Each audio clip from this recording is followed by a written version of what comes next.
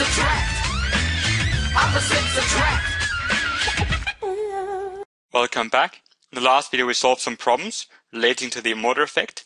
We're going to do in this video is kind of next stop point, which says describe qualitatively and quantitatively the force between long parallel current carrying conductors. The formula for that is F divided by L equals K times current 1 times current 2 divided by distance between the two. I'm going to go over that in a second. So we have to describe both qualitatively and quantitatively. Qualitatively means in words, and quantitatively means in numbers. So we'll just go over the actual formula in words, but also have a calculation as well.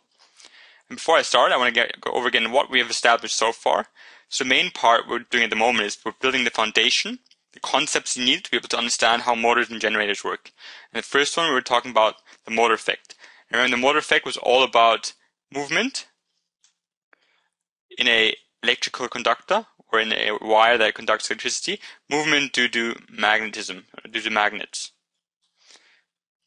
And that's important because electrical energy has to be converted to mechanical energy, so we have to have some way that we can make movement happen to make motors work. And now we've established so far that if we have a wire that conducts electricity and we have a magnet close by, that wire will actually move. So that's one way we could actually make movement happen from electricity. But that's only the first foundation step you need to be able to fully appreciate how motors and generators work. Now I'll quickly go over again what we've established so far. So here this was another part. So we've said that if we have an actual magnet, you can imagine here this is our north magnet, this is our south magnet. The actual lines will go from north to south, so they will go this way.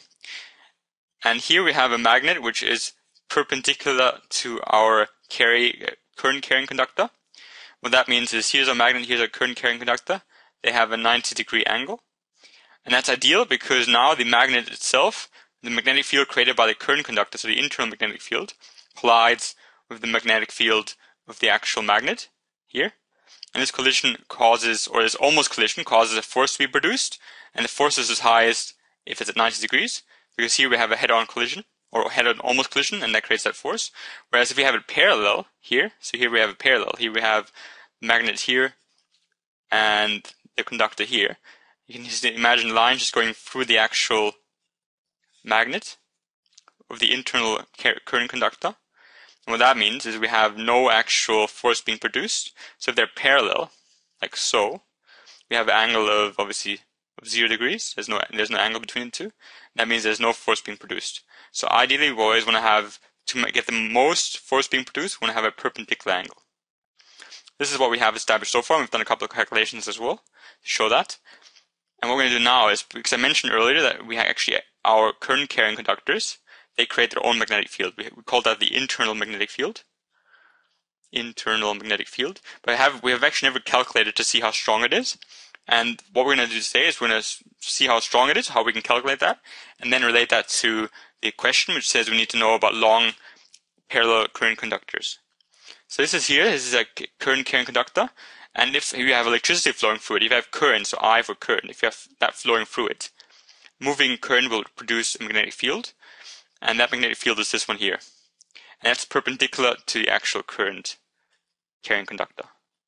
Now, how to actually calculate this? There's this formula here. So the magnetic field that's produced by the current carrying conductor equals to K, which is a constant.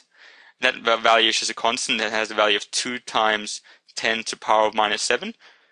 And you should be able to get that in your sheets before your exam, so you don't need to remember that. I don't think so. That's 2 times 10 to the power of minus 7 for that K. And I is how much current flows through it.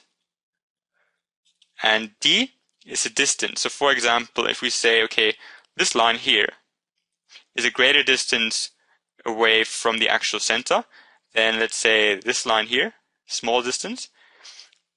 And what this equation means is the more current we have flowing through it, the stronger the magnetic field. The stronger the magnetic field of the actual current carrying conductor, which makes sense because it just the current creates a strong magnetic field. Whereas the further away the point we're measuring, so if we're measuring this point compared to the close point, the further away it is, the weaker the magnetic field. So the further the distance, the weaker the magnetic field. And that makes sense as well, because the actual lines are spread out, so the further they're apart, that just means that the actual magnetic field gets weaker. So now we've established, okay, we can calculate the magnetic field if we know the current and the distance between the two, or between the point we're measuring and the actual center of the current carrying conductor. And we know that distance makes it weaker. The further away it is, the weaker the magnetic field, and the more current flows through it, the stronger the magnetic field. How does this relate to the actual dot point, which says we need to be able to describe qualitatively and quantitatively the force between long parallel current carrying conductors? And we have that formula given here. Well, these are the actual long, we've got two here, so we've got two conductors and they're parallel.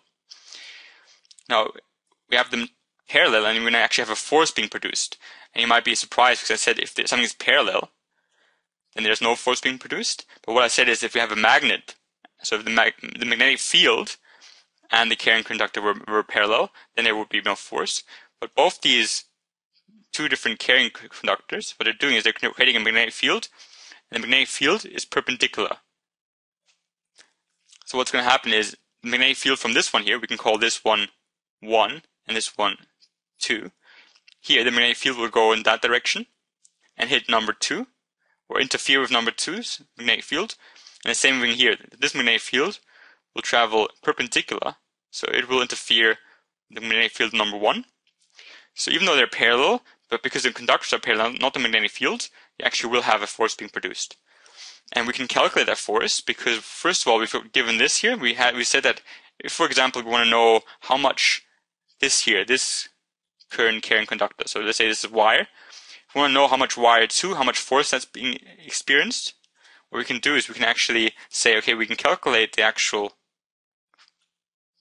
B for number 1. And we said we can do that by using this formula. So B was simply that constant times I for number 1, so for the one that is going to affect number 2, divided by the distance. That's the formula that we had earlier. So now if we have this is the formula we had from last time. What we can do now is we can just replace B with this part and put that in there. So if we replace it, what we have now is F equals K the constant times I1 divided by D for distance. That's just replacing B with that constant, with that whole equation we got from earlier. And then times that by the stuff we have left over. So I2 times the length of the current carrying conductors. Now we don't have to actually put this down. And the reason why is because I mentioned earlier, they're always parallel. The actual fields are always parallel. Not parallel, so the actual magnetic fields are always perpendicular to the current conductor. And perpendicular means it's sine 90. And sine 90 equals 1. So we can just leave that out when it comes to measuring the force experienced on number 2. So now if we go from, okay, we've got all this, what we can do now is we can rearrange it. And that's then F equals K, so I'll just copy that so we can be faster. I'm just rearranging it, so using all the stuff we have and then rearranging it. Because this has time, so what I can just do is I can just put it on top, times this. So 1 current of number 1 times current number 2 times L, the length of both of them, divided by the distance. Now if you look at the actual formula here, it's very similar except for L is on the bottom here, so L is actually here, not there. And we can do that if we want to. We can just remove this L and move it to the other side by dividing it. So if we were to divide by L, then this would be gone, and we have that exactly the same formula. So that's where that formula comes from. What it allows us to do is allows us to measure the force being produced between the two current carrying conductors. Right? So if we were to put a couple of values in there now, we could get that actual number. So this is the actual formula.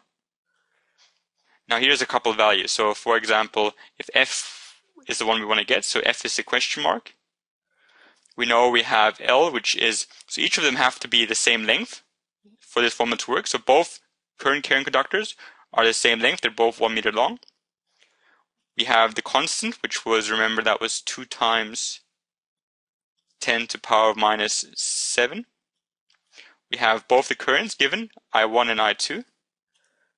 So now we have times 5 times 2, and divide that by the distance, which was 0.5.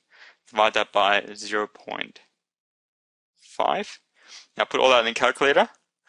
So first we'll do 2 times 10 to the power of minus 7, which is the same as 0.000000000, one too many I think, 2 times the two currents, so 5 times 2, and divided by the distance, divided by 0.5, equals, that's 2.5, and then divided by, I'm going to do that again, I think I might have made a mistake, 0.0000002 times 5 times 2 divided by 0.5 divided by 1.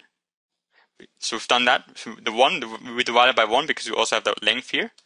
And the result we get is 0.0004. So that's our actual force being applied, is 0.000004 newtons.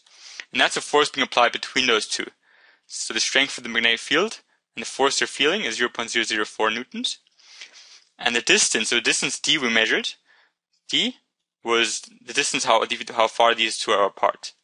Now we have given now, we know how much force is being applied between the two. But the one thing with force, in this case, we have a direction, we need to have a direction and a magnitude. Because vectors always have direction and magnitude. And we've calculated the actual magnitude, which is 0.004 newtons. We haven't actually calculated the direction yet. The way we can do that is just using two different rules. So first of all, remember we can use the right-hand rule to determine the actual direction with the magnetic field. So here we have the wiring carrying conductor 1 and 2, and we have to do it twice because we have to find out which direction both 1 and 2 are influenced. So first what we do is you can use the right-hand rule with this. Put your imaginary hand in the direction of the current and curl your fingers around, and that's the actual direction of the magnetic field. What's going to happen is if you do that, you're going to see your fingers come in here and they go out there. That's the first part we have done. So we have for this here, we've measured the actual magnetic field by putting your hand, thumb in the direction of the current, so up, and then curling your fingers around the actual bar. And then what we can do is we can use the right-hand palm rule, which is this one, by having two things. We're doing two things. First, we're having our actual fingers point in the direction of the magnetic field, and we're having the actual thumb point in the direction of the current.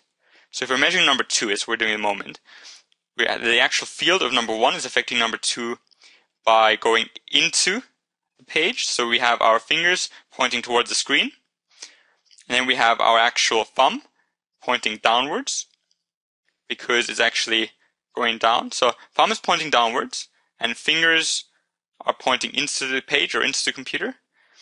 And what you'll see is you see the actual, so thumb down and your fingers are pointing into the page. What that means is your palm is facing this way. And if your palm is facing that way, that means the direction of the actual force is that way as well. So that means number 2 is being pushed this way. And if we do the same thing for the, because that's the direction for that number 1 pushes to number 2. So number 1 is pushing number 2 in that direction to the right. And then you would have the same for 2. So if you were to put and you use your right-hand rule first for this, right-hand rule, to determine the direction of the magnetic field. So now you're putting your thumb down and wrapping your fingers around. And what you'll see is you see the actual magnetic field coming out from here. And then it would go around and then it would go back out here. So now we have established that the actual, I'm going to use a different color just because I wanted to use purple. So that means that the actual magnetic field from 2 comes out here and then goes back in there. And we did that stepping using the right hand rule. And then what you can do is you can use the palm rule to see how number 1 is affected by this magnetic field. So first, you put your thumb upwards, because the current is being measured by the thumb, and then your fingers point in towards the screen. And if you do that, if you have your fingers, 4 fingers pointing in towards the screen, and you have your thumb pointing up, you're going to have your palm to the side. So palm will be facing this way. That's where your palm is going to be, which means the actual direction is that way. What that means, if you can imagine, like if we just, we did it for both 1 and 2. So number 1 was moving this direction. So if we have that arrow, we can say same here. It's moving this direction of 1. Number 2 is moving the opposite direction. So if we have currents flowing the opposite direction, then the actual direction of the force is also, now they're actually moving apart. So a opposite direction of current means that the force applied is also opposite, so they're actually moving apart. So they're moving apart if the current is in the opposite direction. Whereas we'll establish next video, if they're doing the opposite, so if the current is moving the same direction, means that they're coming together. But we'll go for that more in the next video. So this was just the introduction. Next one, we're actually doing a couple of videos, a couple of solving some of the problems. I hope this was useful. Thank you for watching.